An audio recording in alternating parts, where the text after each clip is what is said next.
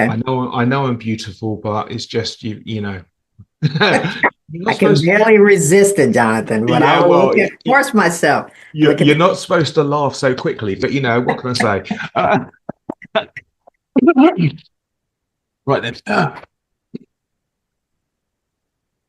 Hi, I'm Jonathan from Potency.world, and today we have the founder and CEO of Freeing Returns, the Serena Ventures portfolio, the Dream Big Youth Academy board member, 2022 Emerging Tech Fin Firm of the Year, top five of the Rise of the Rest finalist, and yeah. Morgan Stanley's Inclusive Ventures alum. Ladies watching this, girls everywhere, this is the interview.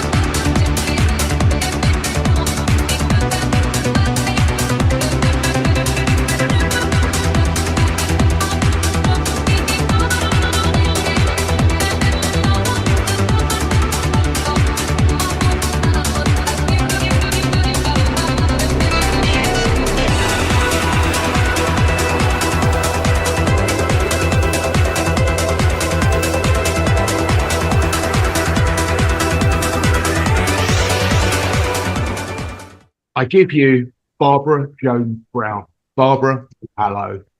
Hello, Jonathan. So good to be talking with you again. Yes, indeed. How are you today? I'm wonderful. I'm wonderful today. Okay, so you're agreeing to be interviewed, which I very much appreciate, for the Potency.world YouTube channel. Yes. And I see in my mind your face on big screens in our academies, and girls will be looking at you at the age of 11, and they'll be interested in what it is about you that makes you different. Yeah. So, looking or from my perspective, what do I need to understand about you as a child that informs me as to why you are where you are now? Wow, Jonathan. First off, I love that question. Oh man, nobody has ever asked me that question. And it just brings me back. You see the smile come across my face as I think about everything that I've had to come through in my life to get to where I am today. And I think about that little girl that was always so afraid, most times so hungry. We didn't have much food, always shy and afraid to even look people in the eye to, where I am today, where I'm standing on stages, pitching my business and coaching and talking to people. So what you have to understand about me and the little girl that I was is that even though that little girl was faced with so much hardship, she had a loving mother, and she always felt no matter what was going on in her life, whether we were had somewhere to live or we had food to eat or had clothes to really put on, she had a mother that made her feel like she was so loved with everything that we were going through. And I saw my mother work so hard as a single mom of three to just try to, do the best she could do for us. Mm. And, I remember one of my aunts, my favorite aunt, who is really ill right now. She's been in a coma for the last 2 years, and I'm just Oh. praying every day that my aunt will come back to us. And she, my favorite aunt, she looked at me when I was 5 years old. I come home with a report card with all, back then it was E's and S's. And so I had all E's, which was excellent.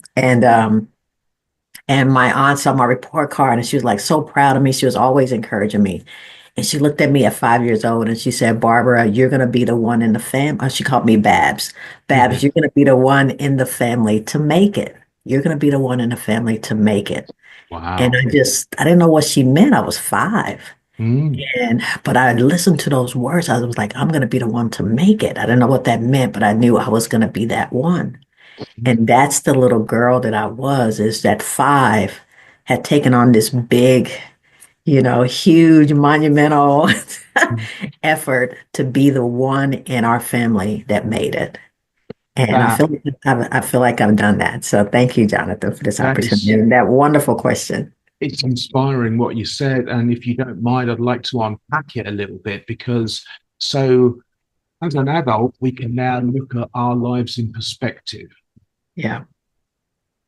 Can you remember the actual detail of not having food or Oh, yeah. I mean, I remember it. It haunts me because, my daughters grew up. Well, my oldest, we were probably struggling a little bit while I was in college with her. So probably about 8 years old is when her life changed, and I graduated from college and made more money than probably anybody in my family at that point, coming fresh out of college. I was the richest person in the family at that point. right? But I remember not wanting my daughters to ever be hungry, to not even know what that felt like. That was always that's what pushed me so hard in life, is I didn't want my children to be poor. I didn't want them to Mm. grow up to be poor. And so, I remember just going to school because we could get breakfast and lunch. It's like, Yeah. man, couldn't wait. We didn't miss school because that was our food. And we would get home and we had nothing in the refrigerator. I mean, I remember one time, nothing refrigerator, nothing in the cabinets. I remember one time we found some flour, like Mm. flour in the cabinet, and we just added water to it and found a little Crisco oil. My mom always had a little bit left in the can, and we made what we thought were pancakes, and we didn't know how to make pancakes. It was just flour and water. I think they're really called flapjacks, but that's Mm. what we made. And we had everybody at least got one. They were thin, but that's what we ate. And we were Wow. so happy to have that flour and water that we made into a flapjack because we ate that night. And so Mm. just hungry. I sometimes I get so busy I don't even eat all day, Mm. and my stomach is growling, and people are like, well, how can you go without eating all day? Doesn't that hunger pain bother you? And I'm like, wow, it doesn't bother me because that's how I grew up as a child. I was always Yeah. hungry. Like, I'm used to the pain of hunger in my stomach. And so sometimes I forget to eat it. It's like I'm on the hunger pain is just something I'm used to. And I realize that some people have never felt it. And Yeah. so they can imagine not eating all day because they can't stand that hunger pain. And I'm like, that's how I grew up, with hunger Wow. pain all the time. Yeah. That's inspiring and sad at the same time. And it's something that's reflected with a lot of children in the UK and I'm sure in America, where Yeah. the breakfast club and the after school club is it's a safety. It's Yeah. a it has boundaries to it, and it provides them a sense of um, reliability Yeah. that isn't available at home. Right. Wow, I didn't know it was going to get heavy this quickly. I know you Um, get me. Don't get me crying, Jonathan, because I didn't come here for that. So no, even I. But I mean, the thing is this: that girls watching this, hopefully, and obviously, I'm going to share this on my page as well. In the meantime, so you remember not eating. You remember having that security at school. yeah. Um, what is it about you that your favorite aunt did she say what she meant when she said you were going to make it? Yeah, she felt like at least what I interpreted as at 5 was that Mm, I would be the one to kind of help bring my family out of this cycle of poverty. right, Yeah, and hopefully, what I interpreted as is the cycle of poverty would end with me and my children. right, And it wasn't just me and my children, because as my cousins saw me graduate from college, we had other people. I was the first one in my family to graduate from college. And so I had cousins after me who graduated. My sister went to college. It's like my daughters went to college. So it's like it became a standard in the family because So you were the trailblazer. I was the one that, yeah. And so it wasn't just, that's really probably what she meant is it wouldn't just be, my children. It would be the family would be out of this sense of poverty, based on me bringing us, kind of the one that made it and showed everybody the way to kind of get out of the cycle. Yeah. It's very interesting because I had thought that the UK was slightly less racist than America, um, in the racism here. So I'm 52, and so about seven. There was an organisation here called the National Front, who were in no way as bad as the KKK, but Mhm. a similar ideology. And I remember watching them parade through the town where I live. As a woman of color, and we'll talk about how that's affected you in the business you're in, Mhm. what was your experiences with race and how it affected you? Oh man, Jonathan, I grew up in Texas. Oh man. So and it's still bad to this day. It's Yeah. home for me. So I'm a Texan. It's just something when you're in Texas, you're always a Texan no matter where you go. Mm. But it was very, very racist. We were spit at. We'd be walking down, because we didn't, we were always in search of food. So we would Yeah. go out every day after school and we would pick up cans and bottles because you could turn the cans in, they would weigh them and they give you money. And then if Wow. you found bottles, those are like worth gold to us. So we would go, that's what we did after school. We would run around the neighborhood looking for cans and bottles so that we could turn it in for money to get some food for the night so we could eat. And my mom was at work because she worked two jobs trying to just keep a roof over our head.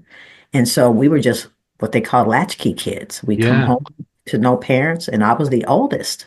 So I had to keep, it was five of us. I had to keep all of us. My mom had three, her twin sister had two. And so we all grew up as really like brothers and sisters because they're twins and they never are separate from each other. They're always together. And so we all grew up together, kind of like brothers and sisters, but it was five of us, and I was the oldest. Wow. And so I had to keep this group of five. I didn't want them getting in trouble. So I was the one, the gang leader that would they would follow me around. I would keep them busy. We're looking for cans.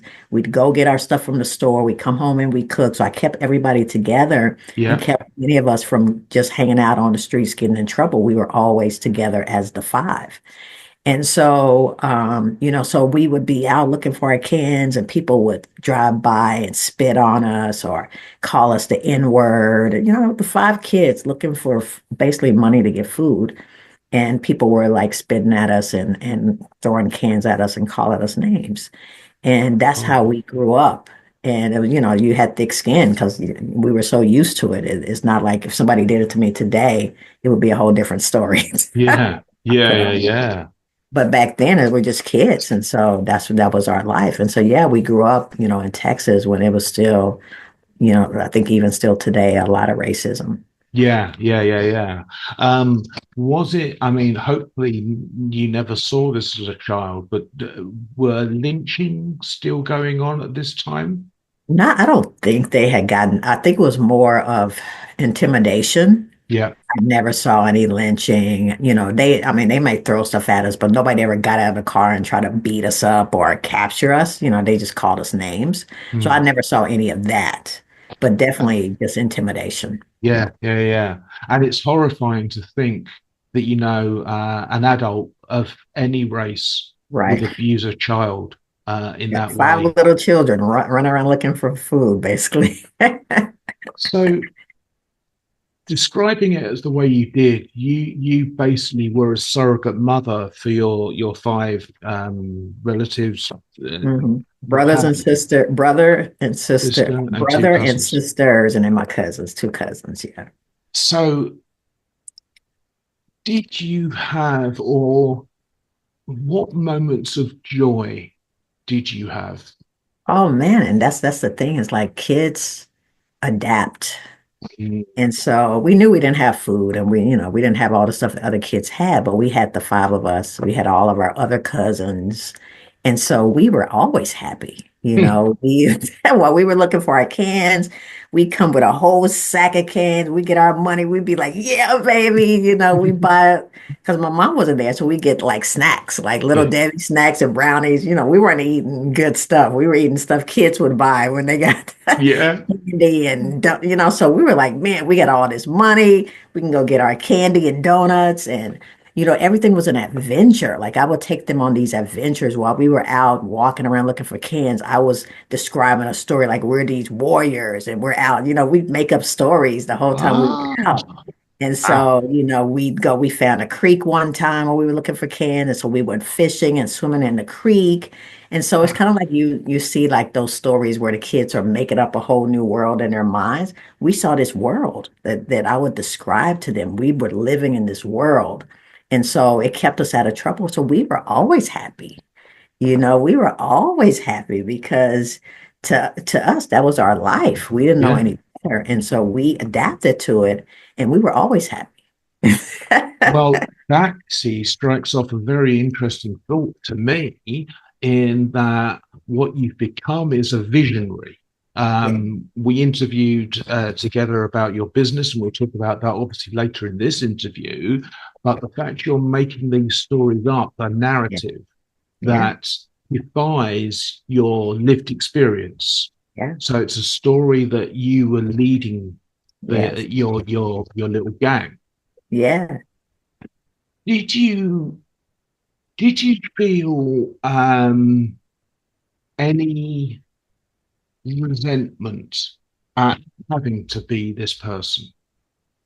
Um, sometimes I didn't want to have to be in charge of everybody. I wanted because I love to read. I was an Hmm. avid reader, so I didn't want them bothering me. I want to sit down with my books and read. And they were like, "Can we play another game? Can we play another game?"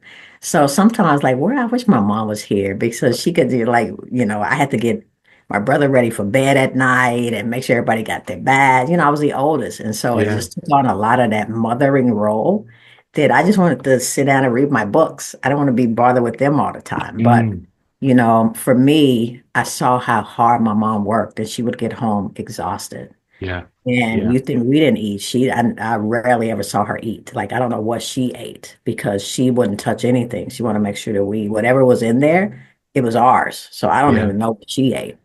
But, she would get home exhausted, a few hours of sleep, back to work, two jobs. And so I felt like I'm helping my mom. Mm, No, she needs me to take care of everybody while she's trying to work. And so that's what made me like want to do it because I wanted to help her so bad. I just saw how hard she was working. I just wanted to do whatever I could to help her. well, it's something I recently posted some stuff about bullying, and it's something whereby children will, by nature, because of the egocentric nature of being a child, will often put themselves as the cause of or responsible for family stresses. Yeah. So I'm interested, what sort of things did you love to read? It was mostly science fiction, I loved robots and outer space, magical worlds. So,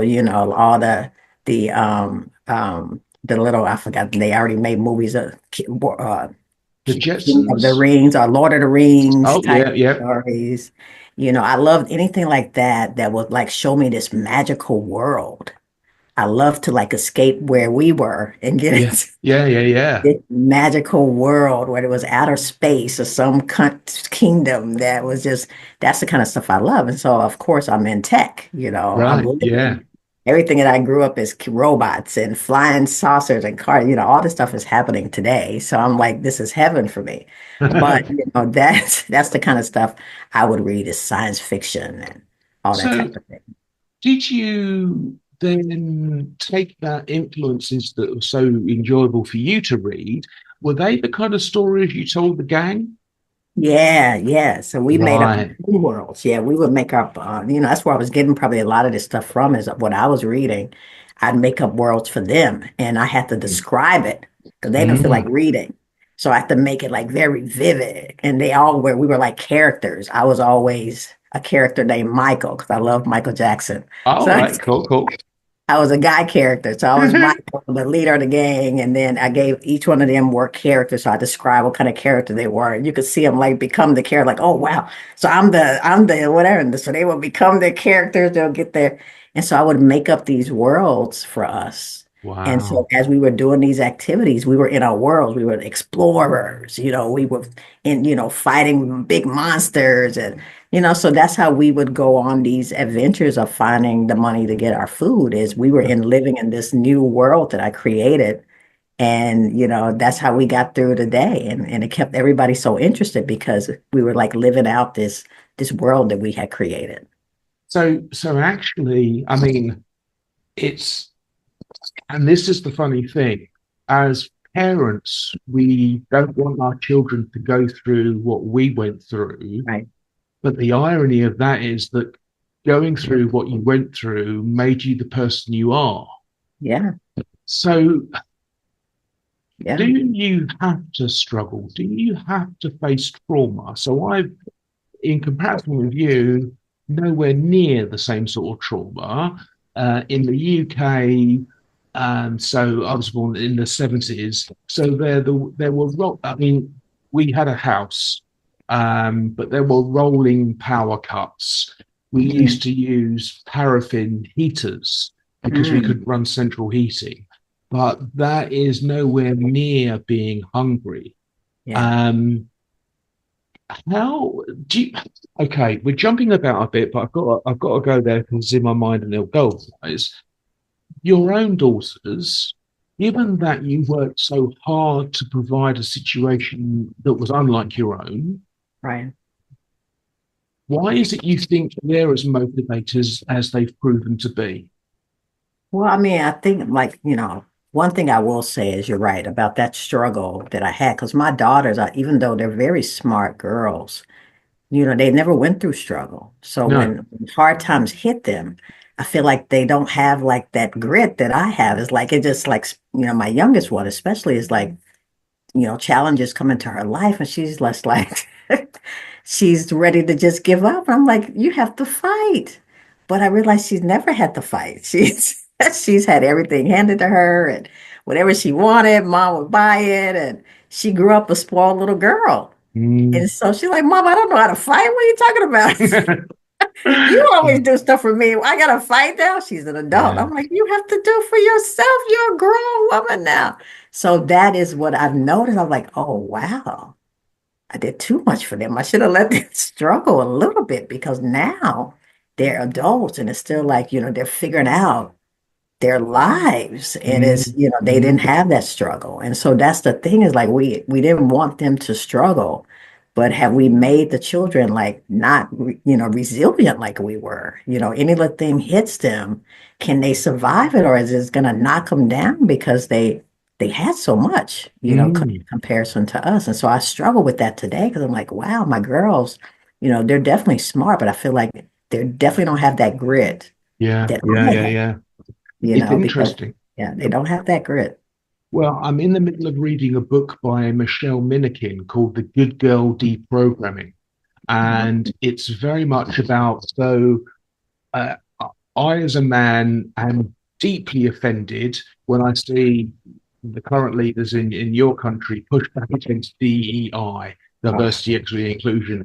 And it seems as if businesses seem to think that they're doing you, a favor right. by employing you. And the fact of the matter is that every piece of peer-reviewed research by the World Economic Forum, by the UN, by various investments show that a diverse workforce, sorts of diversity, adds to the innovation, adds to the Exactly. profits, and it also strikes me as so I know the E is for equity, but Mhm. I'm offended also by the fact that so in the UK it's women are 52%. And it might be I think there's slightly more women than there are men.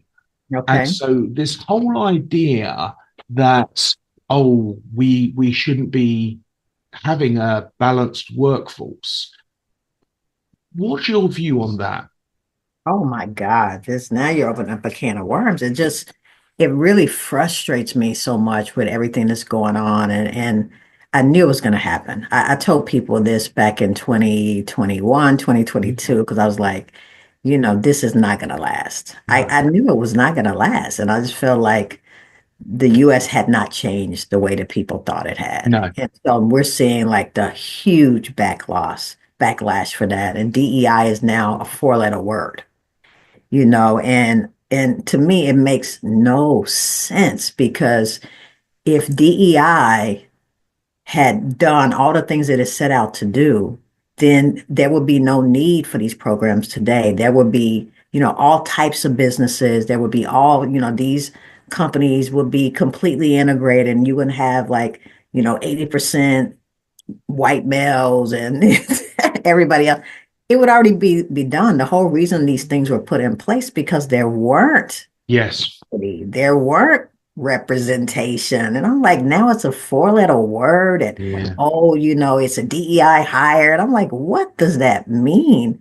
And for me, I don't think any business I've ever gotten throughout the whole 12 years I've been in business was because anybody knew that I was a Black woman, veteran-owned business. mm, I mm, didn't even have any certifications until recently because I was just out there trying. And I talked to most business, they're like exact same thing happened to them. And so it's mm, not like, you know, we got all this extra stuff because we were, minority. It was opposite. You were still yeah, fighting against other minorities to try to get that one little project that they were given to the supplier diversity programs. yeah, We're yeah, all yeah, fighting it. So it's for me to see how this is like this backlash and they're ripping things out. I'm like, this is total nonsense. I think we it all is. proved that if more people are making money, then the whole country does well. Why do you want a whole group of people to be poor? How does that help anything in this country? Everybody should be able to profit in the US. But what one thing I have noticed is that, when it initially happened to some companies that I was shocked about, on the Google, bag, oh, we're getting rid of DEI. I'm like, seriously, yeah, you after been pushing for DEI all these years, you're the one to get rid of it this fast, you've crumbled. mm, I was shocked, but then what I saw after that is so many companies that stood up and said, we are still supporting our DEI efforts. I've seen a lot of that as well. And for me, that's when I get excited because I'm like, a lot of people are like, I don't care what you say. This is helping my business. yeah, There's yeah, no way I'm stopping it because I have measurable results to show that when we are diverse, our sales go up, our yeah, customers go up, everything goes up. We're not stopping anything because this is working and is helping our businesses. yeah, That's what I get excited about is the companies that are willing to stand up and say the benefits they're getting from DEI. So I get yeah. excited about them, and the ones that just want to fold, they don't deserve my time. Yeah, yeah, forget them. It's interesting actually because well, a couple of things that strike me from talking about that. The first is I was actually on the interview before we got together. I was just saying, so something I learned recently because I'm supporting women across the board is that Mhm. women actually have 25% more connections between the two hemispheres of the brain. Oh, wow. And I don't know if you had a traditional family at one stage, but certainly stories that I've been told, a woman will, for example, and it's obviously just uh, an anecdote, but a woman will take washing out of the washing machine, fold it into a pile, leave it at the bottom of the stairs, in the hope that the husband, the man figure, will take it upstairs. And men are literally so binary that they don't see any bigger picture than you paint for them. Is that true, or is that just my skewed perception? I think that, I like I feel like men have their benefits, women Yeah. have theirs. And I feel like, we're not one and the same. We No. need each other. We need each other. And so everybody brings that, like my children, when they were growing up, I was the nurturing one and that they Mhm. would run to me if they got hurt and stuff like that. but their dad was the one that made them tough girls. Like he, play with them and roughhouse them and stuff like that.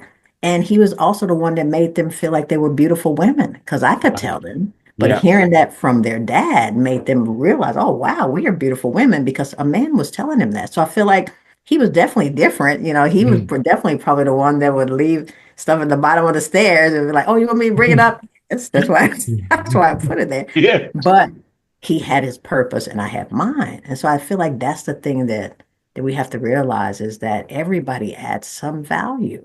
Yeah.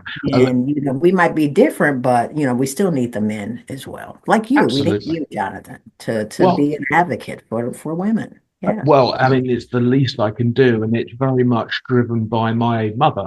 Mhm. So I was adopted as a baby into a white British family, and I'm going to talk a bit about race as a result of that, because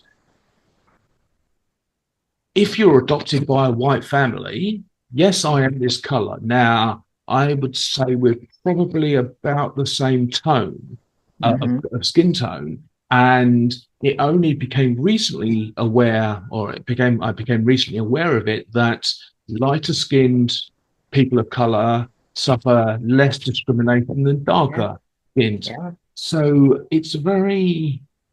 I find that very odd. Um, and Is that I only have in the US or the UK is that way as UK, well? yeah, yeah, Oh, wow. worldwide, worldwide. Okay. I mean, like in India, for example, the number one selling beauty product is skin lightening, Wow. Wow. and the Yeah. whole caste system in India is basically a hangover from British Empire, Mm, where we favoured. I suppose I have to become one of us. We favoured the lighter skinned people. So it's this massive bias that's been in place. Really, I mean, I think it must go back to our earliest civilizations, like the Mayans and things yeah. like that, Hmm. whereby, so obviously, I presume you're aware that male slaves were bred to be muscular and athletic so they could be more productive. Right. Um, and that is ironically why black people are so much better at sport than white people. Okay. I Um, didn't know that part. yeah, Yeah. yeah, the irony I can't be just lost thought it on was them. genetics. Could be some of that too. Yeah, Mhm. yeah. Well, we do have that, absolutely. So what I found is that I, because I didn't have a narrative in my head, my parents never said to me, "Your color's going to be a problem." Not because they didn't think it was going to be a problem, but because they did not perceive it being a problem Yeah. being white. Right. So, as a man of color growing up in a white family with white extended friends, I mean, literally, when I went to primary school, I was one of only two people of color in the whole school.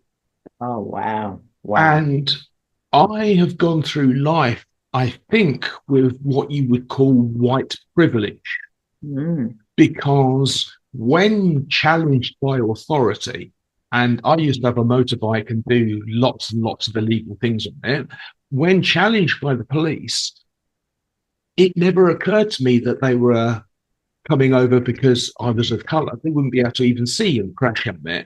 So I would always take the lid off and like, oh, I'm really sorry. Yeah, yeah, my hand slipped on the clutch and oh, it's a really powerful bike. And they'd look at me and like go, you sure? And I'd look at them like, and I would get away with it. Yeah. And I just, how much of a person of color's experience is about the narrative in their head versus the reality of the world in your experience? In my experience,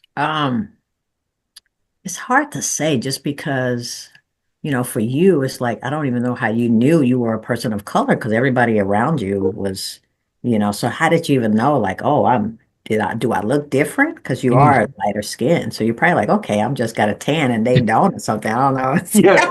what's going on there. But for me, it's like I've always been in this skin. Yeah. So it's not like I knew, like, I don't know what it's like to be on the other side. For me, it's always been living in this skin. And I just felt like, some of it definitely came from my family telling me stuff like we can't do certain things. Yeah. And, don't even try to do this because nobody, ever did that. But I was always, I was the one in the family who's going to make it. So I didn't listen to any of that. I'm So going to you do always everything push back. nobody else. Yeah, I was always rebellious because I'm like, I got to be the one to make it. So that means I can't do what they're doing. I got to go do something totally different. So I feel like none of that ever kept me back. And so it could be what's in people's heads. It could be just your personality type. I don't know how to really explain it, but I know at least for me, I just never felt like there was something I couldn't do. I Right. I didn't, nobody could tell me no, because if you told me I couldn't do something, that's the main thing I wanted to do Yeah. because Yeah. I couldn't. But that's my personality, I think. Well, and again, this is going to go all over the place, but I very much relate to you because so I'm dyslexic, and I literally only found out that I was dyslexic because I was trying to teach dyslexic children how to spell. I'd written my own book, which is not well edited. I've written my own book and I've written about my experiences recovering from stroke.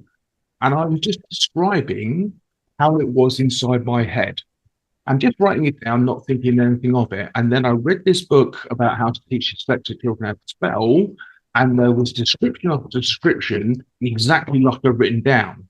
And suddenly I remembered, oh yeah, I failed English. I couldn't spell, couldn't punctuate, absolutely terrible grammar. Wow. I got so E in the UK is the lowest grade. It's not E for excellent, it's E for A B C D E. Oh, So wow. Okay, that's the yeah, I lowest I, grade. I Yeah. failed English. Wow. Um, with a native English speaker is pretty some that's quite some achievement. So someone saying to me something can't be done is the same as someone saying to me, show me 20 ways to do it. Because the minute someone says it can't be done, my Right. mind goes, Exactly. I'm the same way, Jonathan. so you Yeah. identify with any neurodivergence? Yeah. That's what you were I hadn't heard of it until you told me about it our last Mm, interview. But I definitely identify. Yeah. yeah. So that is a superpower that we have. Yes. Um, so if we're moving on from a 5 year old into school where you got excellent and you're really good, Yes. and you're getting great grades, you're driven by this curiosity that drives you to push yourself. You're Yes. driven by encouraged by your favorite art, Yes. with this narrative that you're going to be the one who breaks the family out.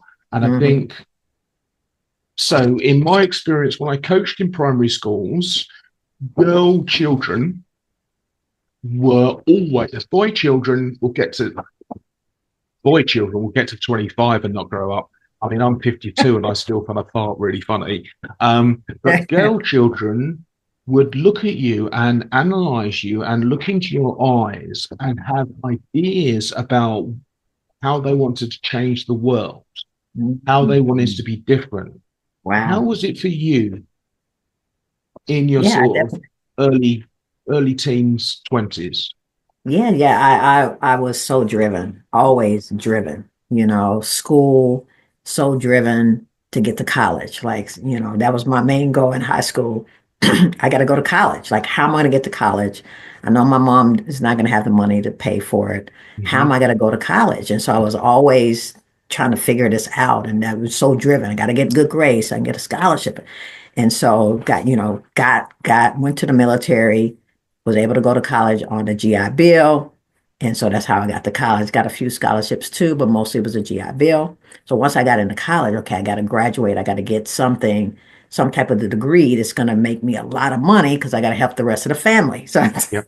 so college was all like, what should I be that's going to make me a lot of money? So I was thinking engineer, ended up computer science major. Mm. So all through college, I'm like, I got to get straight A's because I got to get the best job when I get out because I got to did all of that. Got out of, graduated from college, had five companies fighting over me. They were all giving me counter offers. The offer kept going up and up and up. And I'm like, oh Wow. my God, this is amazing. These Yeah. people are fighting over me. I couldn't even believe like people are fighting over me. So I ended up taking the highest offer after they all kept negotiating. I took the highest offer. And like I said, came out of college making more money than everybody in my family. Nobody could believe the money I was making. I was making like almost two, three times what my mother had made her whole life. She Wow. couldn't believe it. Everybody's like, I can't believe she's making all this money. Like this college thing was a good idea. And so once I got, onto the job, there's more goals. Okay, I got to be the best one here. I got to prove everybody I'm worth, giving all this money to. And so it was like, I feel like my life has always been chasing these new milestones I keep setting for myself that I never get a chance to hit because I keep moving the bar up and up and up to I'm kind of like at a point in my life now where I feel like, okay, you know what? You've done a lot. You deserve to take a break. Sit Yeah, on a yeah, beach yeah, somewhere, relax. You have done so much. Your kids are grown. Take a break. That's kind of yeah. what I'm now. I haven't done it, but I'm kind No. of thinking along those lines. But it's been one milestone after the other, and the bar for me just kept going up and up and up. And I've been chasing that bar my whole life. My whole life. So this book, Good Girl Conditioning, talks about how the patriarchy, of which I'm a part of, and I recently had an experience where I recognized my own entitlement, which is not something I consciously thought about, but realized that I made approaches to people, women, on the assumption that they ought to talk to me. And women are conditioned to number one, spot threats, and Yes. number two, placate and soothe men so that they don't then become a threat. So this system basically places demands on girls to always be chasing, always be better than, always be perfect. And for many women, it finds them burnt out Oh, because yeah.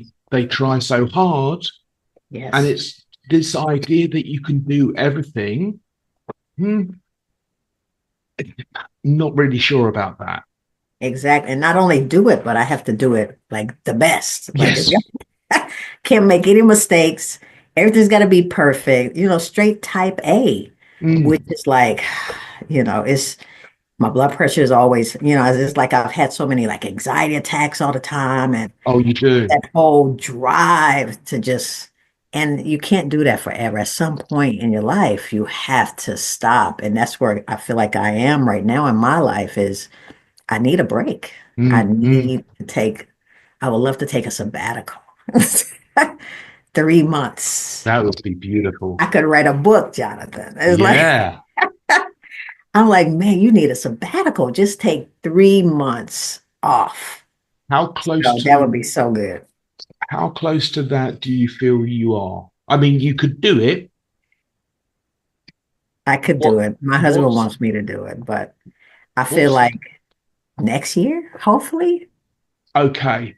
What's the thing that stops you from doing it now? I think now my milestone that I'm trying to reach now is freeing returns, and I Right. feel like I need to get that business in a position to where, we're hitting the milestones because we have a bunch of VC investments. So I want my investors to be excited about us. I want us to be one of the best portfolio companies in their, portfolio. And so Hmm.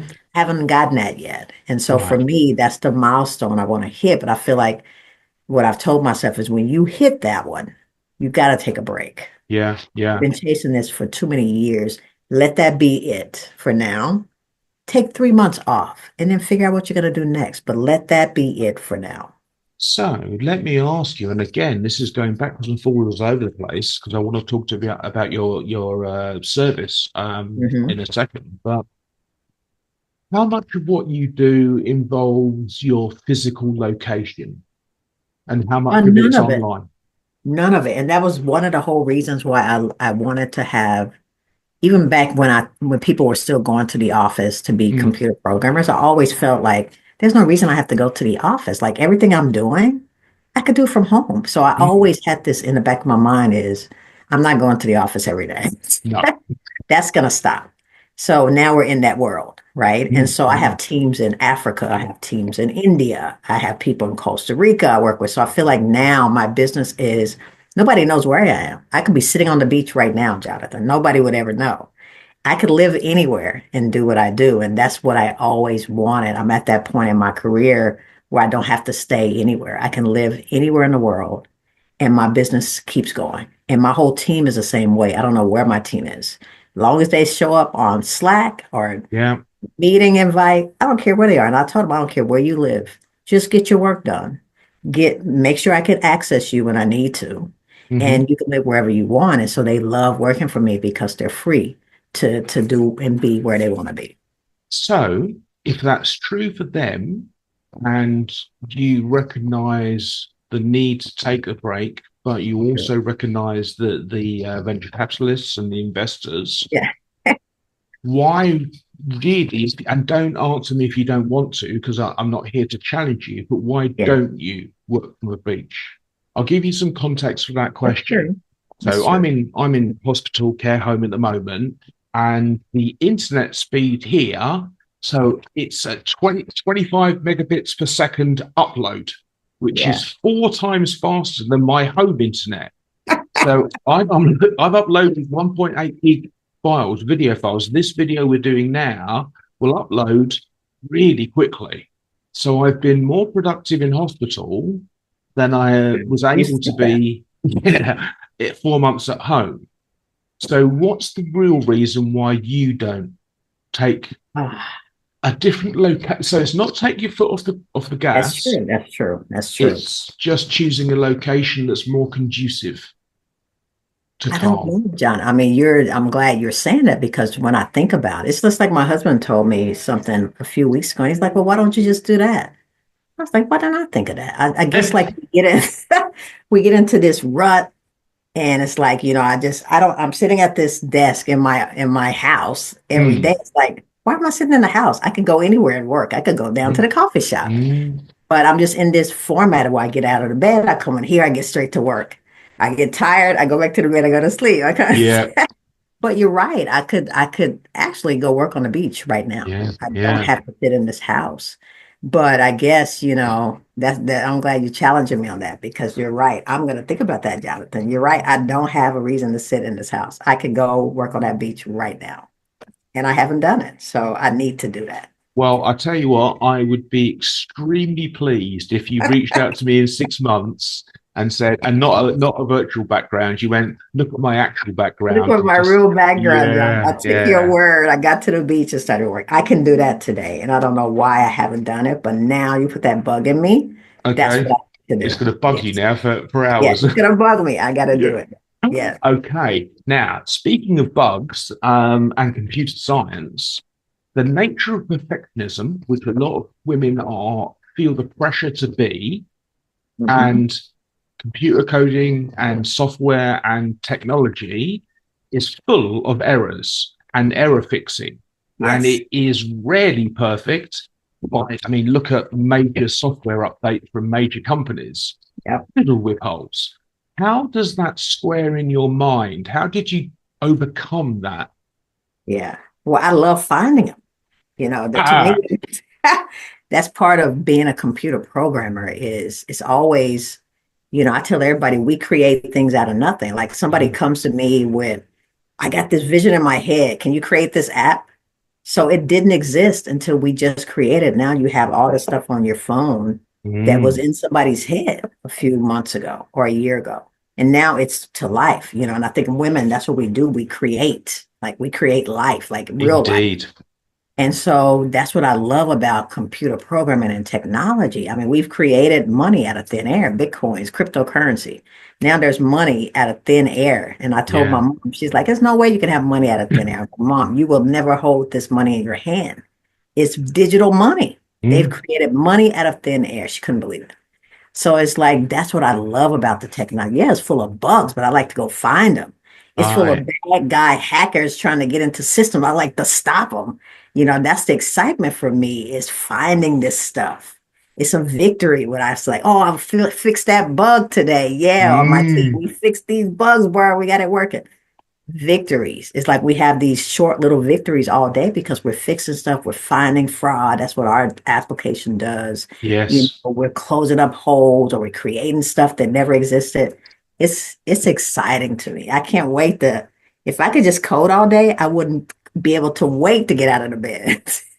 I Good. gotta sell and I gotta do all this other stuff. But if I could just sit down all day writing code, I'd be in heaven. Now that you see is very interesting because the the idea of coding and, as you say, bringing life to an idea Yes. is, I don't know, I'm going to say something. I don't want to put words in your mouth, but for me, what I'm doing, it's like a game. I'm playing a game with society Yeah. with an idea that, I mean, it's not big, but it is also huge at the same Yeah. time. It's huge. And it's fun for me to play because I realized my last iteration at trying to change the world was me volunteering in schools after a bunch of strokes I had. And Yeah. I would have quite happily given my the children are wonderful. I would have quite happily given my time and volunteered at any school until I popped the clogs because the joy of their exuberance, their excitement, their energy. And it turned out that by giving myself away, I devalued my knowledge, I devalued myself. And so it then, people didn't take me seriously. I see. So this time round, I have valued myself, I've valued my time. I'm looking at nothing I've spent $30 of $400 to register the company. Mhm. And everything has been about building the teams, getting the right people on the bus, as a term out of a book. Is coding a game for you, or is it a treasure hunt like collecting cans and bowls? I think of it more of the treasure hunt because, it's especially for somebody who's always setting these milestones for themselves. I can do a code is the same way for me. It's like, can Mm, we crack this, this knot that nobody has ever been able, can we crack that code as a mhm, company? That's our IP if we can. And I was listening to one of the morning meetings with our team in Nigeria. And mm. I think they've almost cracked the code. I'm like, nobody is doing this, guys. Like, if we can figure this out, nobody else can do this. Like, I mean, we're so close. And so just stuff like that, to me, it's more like that creating those worlds like I did as a kid. It's like this is what we're doing in technology is we're creating stuff that, is now our intellectual property that, who knows what's going to happen with the company. We Wow. we are builders. And so Mm, that's why it's so hard for me to step out of the building mode into sales mode because I'm like, oh, I don't mhm. want to be in this mode. I want to be over there creating. I don't want to have to be the one to sell it. But until we get to a point where I can hire a whole sales team, I'm the sales team.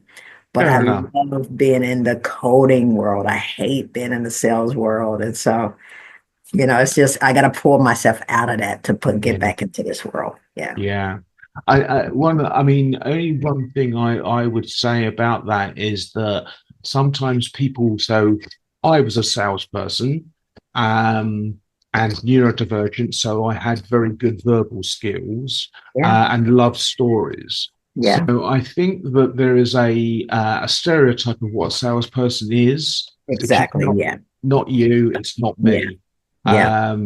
But yet we sell nonetheless because people buy Exactly. people. Yes. So, skipping back then to your military service, what branch of the military were you in? I was in the U.S. Army Reserves. Okay, Yeah, I was in reserves, and during the Gulf War, my reserve unit was activated for the war, wow, which was the first time in history that women were, fighting in the war. Like we had always wow. been supporting, but I was in the first war where women had to fight, and I was like, "What?" Because when I joined, as I told you, I was joining to get college money. I'm like, Yeah, "Yeah, I got to get to college, so okay, let me join the military. Women don't go to war." So I'll be safe. So let me just join the military. Okay, of course not. How my world would have it. I'm one of the first women to go to war. Oh, My mother was dear. like, "What?" Because I joined the military so young. My mother had to sign the paperwork for me to be able to get in. And the first thing she asked the recruiters, like, can they send her to war? He's like, "Oh no, women never fight in war." Wow. She would be here or she'd do some support, but she would never be fighting in a war. And my mom said, "Are you sure? Because I don't want to sign for her to go to war. I don't want her to go to war." And I was like, "Mom, women don't go to war." So anyway, when we got my unit got activated to go to war, my mother fell out. She was like, "I told you I shouldn't have signed." She was crying. I knew this was gonna happen. They can send you to war. I was like, "Mom, please calm down. Hopefully, I'm gonna not die in a war." But she was like, she just knew I was gonna die because she never wanted to sign for me to go because she was so scared I was gonna have to fight in a war, and she was so right.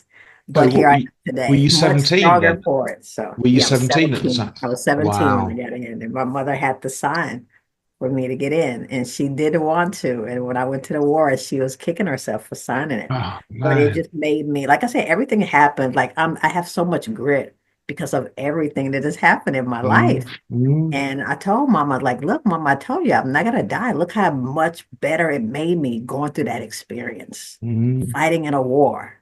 First one where women were able to fight. So it's just Wow. funny, Jonathan, the stuff that has happened in my life. Yeah, yeah, yeah. All right. Well, look, I mean, I don't want to keep you all morning. People keep on trying to come in the door and interrupt me. Yeah. Um, Well, I know it's 12:30, and I keep looking at I think I have another meeting coming up, so I'll okay, probably okay. hang So up let's too. just Yeah. move on now to freeing returns. We've spoken Yes. about it before, but we haven't spoken about it in this interview. Right. Your business now, finding holes in people's stock and system processes. Yeah. Yeah, yes, all data. That's what we do. We find the hidden fraud, shrink, and loss that's Hmm. hiding in the retailer's own data that they collect every day. That's what we do. When you say shrinkage, is that the stuff where that you're talking about theft from stock? Exactly. Yeah, yeah, Yeah. yeah. Yeah. So, so it's really, is it that you interface with electronic point of sale, or are you an electronic point of sale vendor? No, we're not. We basically consume data from point of Okay. sale systems. We consume data from inventory management systems. We Yeah. consume data from vendor management systems. Any of those systems that help retailers run their retail operations, where they can Hmm. keep track of what's coming in as far as money, what kind of products are they selling, how much product is left to sell. Where are my vendors coming from that's bringing me products? Are they bringing me products that are already damaged and I'm not going to be able to sell it, or as perishables and they're already spoiled? So it's like all of this stuff is happening in a retail architecture with a bunch of disparate systems that don't, Mm. that now somebody has to try to figure out how do you get all this data in one place so you can be actionable with it. And so that's what our platform does. And what we, hope and what we hear from the retailers that use the platform is that it's simple to use. It's an Yeah. easy to use dashboard. They don't have to go find all this data. We have everything in one place. They can see it in nice graphs and charts. We have alerts that will pop up and just notify them. And now, Jonathan, we've introduced a new bot. We've introduced generative AI to Yeah. where we can talk to a loss prevention basically investigator, a digital one, and say, hey, Oh, what's happening with my inventory losses? Or what's my worst performing vendor? We have all of that to where you can just talk to it or type into it, and it will go do that investigation for you and bring you back wow. the results. So we're Wow. introducing the generative AI into the platform now. And that's what the team was discovering this morning as we got our Oh, bot wow. working. Yeah, so So it's basically happening. you have Yes, even less excuse to stay in your house. exactly. That So that's is that's what we just announced that this year. that is fantastic. I will say just one thing about AI. The project I'm doing, and the reason why these white males shouldn't be the ones creating AI. So I asked it to produce, because you can't find images of women in STEM. They're very, very, very, very rare. So Yeah, I've had various AI programs make me things up. You can ask for different ethnicities, it yeah, can deal with that, but every female is this idealized looking, they don't look in quotes normal, like mm, just just not like a model. yeah, um which is the problem, I think, That's with true. the limited data sets and the limited people brains Yeah. in technology. Yes. So I think what you're doing is fantastic. Thank you. Um, there's a book I read called Invisible Women by Caroline Criado I've Perez. heard of it. Yes. Yes. And at the back, I'm going to misquote this, but there's some mathematical problem about quantum science that men had spent years trying to solve. And the woman that solved it because she loved crochet. And Yes. as she imagined in her head crocheting, she went, this problem's like that. And bam, solved the There it was. problem that men Yeah, had spent 40 years trying to solve. exactly. So, okay. Diversity, equity, inclusion. It needs all of our brains. Yeah. Yeah. Everybody has something to offer. Don't just Excellent. exclude people. Let's all contribute. That's what I see as DEI. It's everybody's brain, Yeah. collective brains. You can't just have Absolutely. one group of people doing everything. You're going to get one-sided products. Get Yeah. everybody's opinion, get everybody's input. That makes for Definitely. a better problem. Definitely. Better product is when you have everybody's input. It just Better makes sense. products and better problem solving, like what Exactly. your company does. Okay, Thank well, you. look, thank you for your time. Yeah. Girls, ladies, businesses, anybody watching this interview, I think we touched on some really important points about what women can bring to your Yes. workforce, to your business, to your returns, and to your profits, and to Yes. your shareholders. Yes. So it takes, you have to take the blinkers off to see the world. Mhm. And what I'm hoping this interview will do is take the blinkers off girls who come to our academies and Yes. women more generally. Barbara Yes. Jones Brown, thank you for your time. Thank you, Jonathan. So You're good to welcome. always see you. Have a I great day. am, yeah, I'm going to, after we finish recording, I'm going to ask you for a favorite song, which I'm going to add on the end of the Oh, interview. okay. But for Okay. now, everyone, Barbara Jones Brown, Bye, thank you very everyone. much. See ya. Thank you. Goodbye.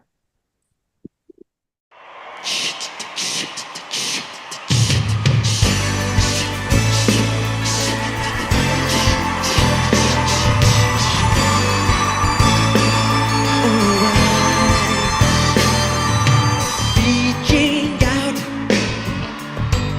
the nighttime, sitting in the sleepless eye.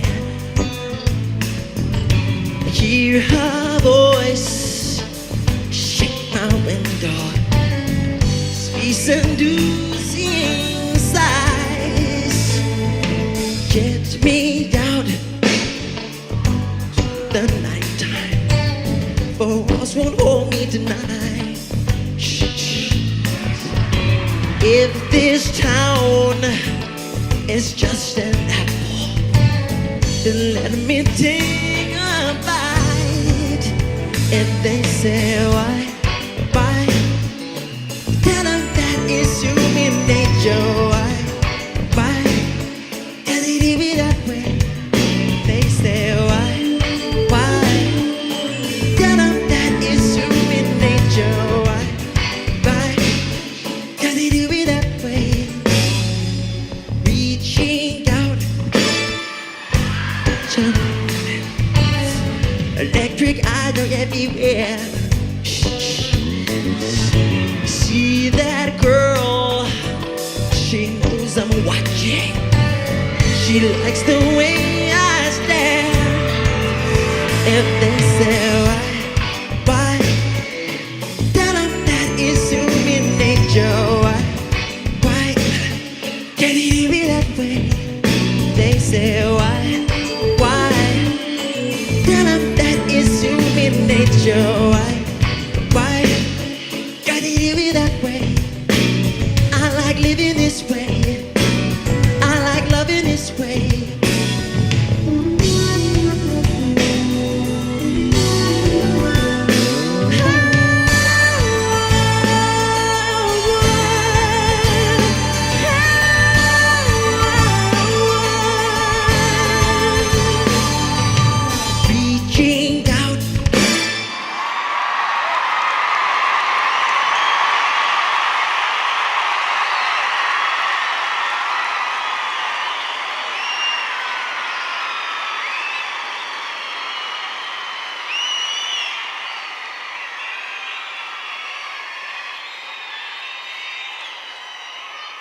into the night. It began to be ain't out. Just I'm dreaming on the street. Everybody sing. They say.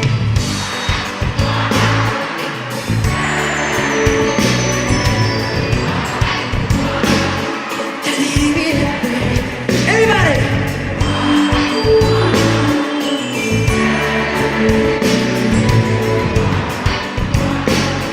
Can he leave it that way?